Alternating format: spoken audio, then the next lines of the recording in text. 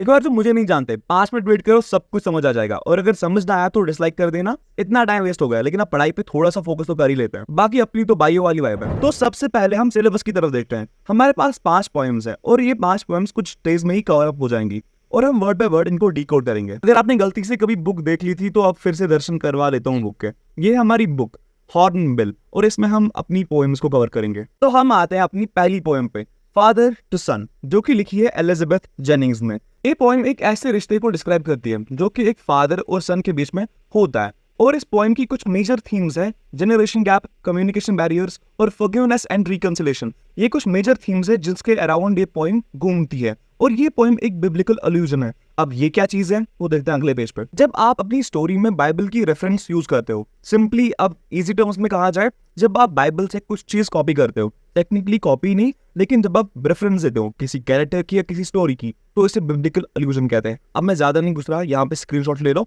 समझ आ जाएगा पूरा। लेकिन ये कोई एक्स्ट्रा चीज मैंने कह दी, बाकी ये उतना नेसेसरी नहीं है। I do not understand this child, though we have lived together now in the same house for years. I know nothing of him, so try to build up a relationship from how he was when small. In lines में हमें दिखता है कि father काफी frustrated और confused है। वो कहता है कि यार इतने टाइम से मैं अपने बेटे के साथ रह रहा हूँ एक ही घर में, लेकिन ऐसे लग रहा है कि मैं इसके लिए एक स्ट्रेंजर हूँ। एक ही घर में इतने साल रहने के बावजूद हम एक दूसरे के साथ कनेक्टेड ही नहीं है, ये इस फादर को लगता है। और ये अपने बच्चे के साथ रिकनेक्ट होना चाहता है उसकी चाइल्डहुड मेमोरीज को याद करके। आपने एक चीज नोटिस की, इन लाइन्स में आयरनी का यूज हुआ है। वो कैसे? फादर और सन इतने टाइम तक एक साथ रहते हैं लेकिन एक दूसरे को समझ ही नहीं पाते। जितना हम नेचुरली क्या होता है, हम जितना एक पर्सन के साथ टाइम स्पेंड करते हैं उतना उसको अच्छे से समझ पाते हैं। लेकिन यहाँ पे फादर और सन की रिलेशनशिप जो होती है वो एक डिफरेंट रिलेशनशिप होती है और यहाँ पे आयरनी का यूज हुआ है। Yet have I killed the seed I spent or sown it where the land is his and none of mine. We speak like strangers, there's no sign of understanding in the air. देखो क्या कहता है author. वो recent lines की last part में क्या था कि मैं अपने बच्चे के साथ रिकनेक्ट होना चाहता हूँ उसका चाइल्डहुड याद करके। लेकिन अगले ही लाइन्स में येट हैव आई किल्ड, क्या मैंने उसे मार तो नहीं दिया? क्या मैंने उसके चाइल्डहुड के, अपने बच्चे के अपने बेटे के चाइल्डहुड को मार तो नहीं दिया जब वो बड़ा हो रहा था? क्या मेरी परवरिश में कोई गलती तो नहीं रह गई थी कि हमारे बीच में इतना वीक म्यूचुअल कोऑर्डिनेशन है, इतनी वीक म्यूचुअल अंडरस्टैंडिंग है कि हम स्ट्रेंजर्स की तरह है? यानी कि ऑथर इन लाइन्स में एक हेल्पलेसनेस शो करता है कि यार यहाँ पे मेरे से क्या हो गया कि मैंने कहीं उसे गलत तरीके से तो रेज नहीं कर लिया कि अब जैसे हम कनेक्ट ही नहीं हो रहे। This child is built to my design, yet what he loves I can not share, silence surrounds us, I would have him prodigal returning to. इन लाइन्स में फादर ये मानता है कि उसका बेटा जो है वो उसका ही एक नतीजा है, उसकी परवरिश का ही नतीजा है उसका बेटा। लेकिन उसकी परवरिश करने के बावजूद मुझे उसकी पसंद नापसंद पता ही नहीं है। हमारे बीच में इतना डिस्कनेक्शन है कि मुझे पता ही नहीं है कि मेरे बेटे को क्या पसंद है क्या नहीं पसंद है।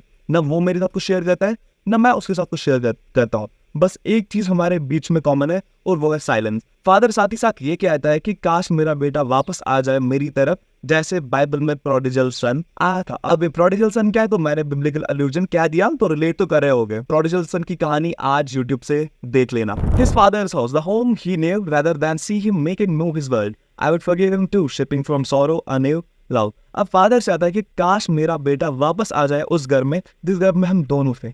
अब कंफ्यूज हो गया ना यार, बेटा तो उसी घर में है, बाप भी उसी घर में, तो ये बाप क्या बात कर रहा है? बाप ये बात कर रहा है कि बेटे ने अब अलग ही दुनिया बना ली है। बेटा अब अपने डिसीजंस खुद लेता है, वो उसकी एक अलग सी दुनिया बन चुकी है। और फादर चाहते हैं काश ये उस दुनिया से बाहर निकलकर हमारी उस दुनिया में आ जाए जिसमें हम एक बॉन्ड, एक अच्छे तरीके से रहते हैं। यानी कि फादर चाहता है कि बेटा अपनी उस नई दुनिया से बाहर निकलकर वापस हमारी अपनी दुनिया में आ जाए। और फादर ये कहता है कि मैं इसे माफ कर दूंगा, बस ये वापस आ जाए। Father and son, we both must live on the same globe and the same land. He speaks, I cannot understand myself why anger grows from grief. We each put out an empty hand longing for something to forgive. देखो क्या होता है, जो बाप और बेटा है वो तो एक ही घर में रहते हैं, एक ही जमीन पर रहते हैं, लेकिन अलग सीन होता है। ना बेटा अपने थॉट्स को एक्सप्रेस करता है और ना बाप अपने थॉट्स को एक्सप्रेस करता है। तो एक ही जमीन पर रहने के बावजूद ये इमोशनली बहुत ज्यादा दूर है। तो बेटा फाइनली बात करता है और वो अपनी गलती को एडमिट करता है, कहता है कि यार मुझ में बहुत कंफ्यूजन और एंगर था, मैं खुद को समझ नहीं पा रहा। और एट द एंड ये एक ऐसे पॉइंट पे पहुंच जाते हैं जहां पे अब ये उम्मीद रखेंगे एक दूसरे को माफ करने की और अब एक दूसरे को समझने की। अब फाइनली आते हैं पॉइंट नोट पे।